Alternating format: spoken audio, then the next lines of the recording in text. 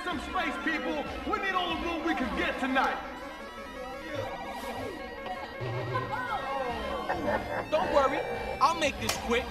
I'm gonna break you in two, homeboy. Let's get this thing going.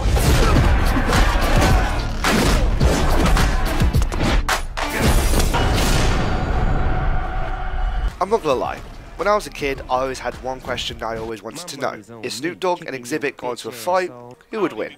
That one question alone is beautifully answered in his gritty, balls-to-the-wall free-for-all baller, that is Def Jam 5 for New York. If you guys haven't heard of this series, this is the second title in a Def Jam franchise. The first installment, Def Jam Vendetta, featured a small number of rap stars and stuck them all in a wrestling ring to punch each other's faces in. The follow-up to Fight for New York was Def Jam Icon, which was universally hated by everyone, since what made the first two games so great was completely left out, as Icon went too far in the direction of realism. The Def Jam franchise wasn't something you could call realistic, but that's what made the game so fun to play. You know the game was so surreal, so the developers can pull off the physically impossible, albeit to make a great game. In making Fight for New York, the developers just thought that Vendetta was too slow, slightly robotic, and the atmosphere and tone just didn't feel right for the game. It was seen by a few people as a WWE clone with just a hip-hop coat of paint. So the only logical step was to take away all sense of order, increase the roster of hip-hop artists, and take the fight into streets of New York. It's not one of the most technical fighters such as Street Fighter, but the game is such a blast to play for its simplicity and its sheer violence. If you've watched any hip-hop influenced film, then you pretty much know the story. You're a new kid on the block, you have to fight to earn your respect, Snoop Dogg's your arch enemies, shit turns sour, insert plot twist here, and you become a champion and everyone lives happily ever after. Road credits here.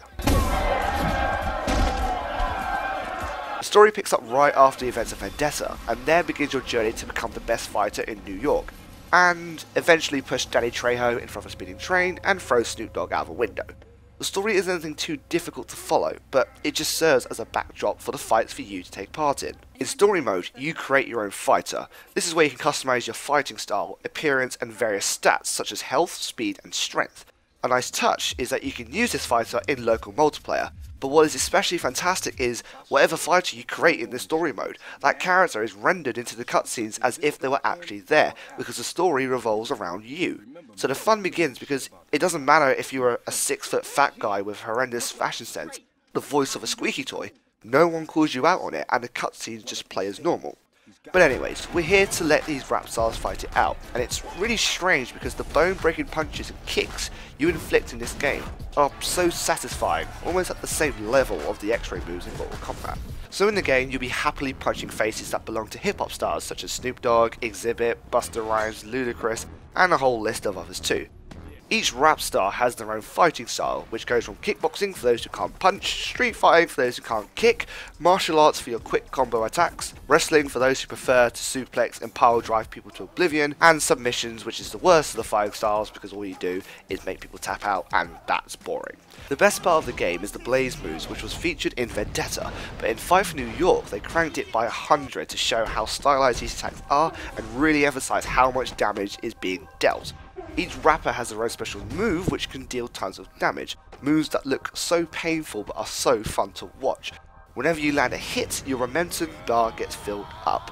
When it gets full, your character essentially goes Super Saiyan, ready to inflict many degrees of pain.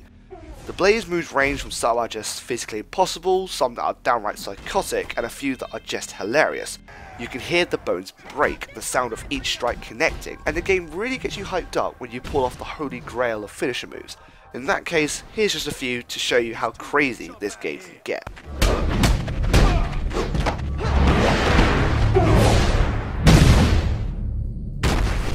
This is gonna put someone to sleep.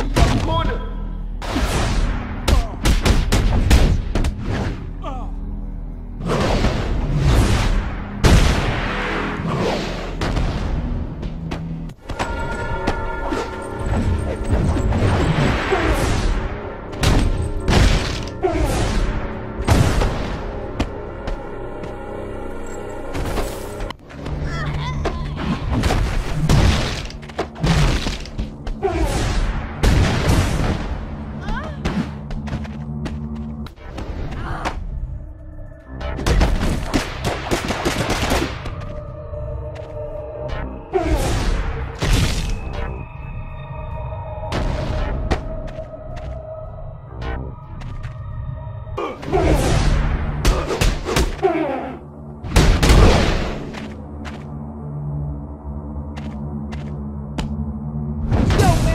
catch his eyeballs.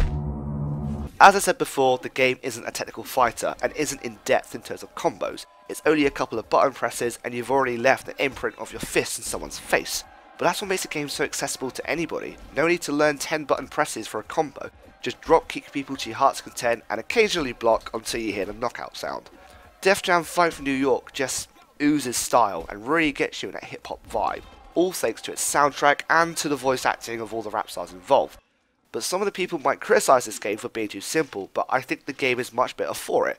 For a game like this, story isn't too important, but it's there just to set the scene. We've already seen Def Jam Icon make this mistake by trying to be an unrealistic fighter by being realistic at the same time. So if the franchise does get another game, then please give us the graphics of Icon, but the gameplay for Fight for New York and everyone will be happy.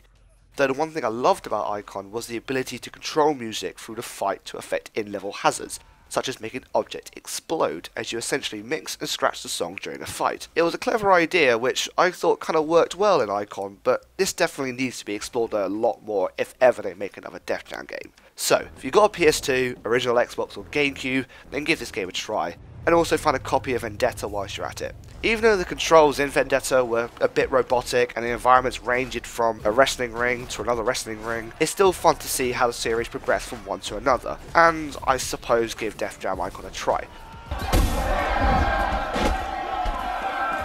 Bow down to the champ, chump.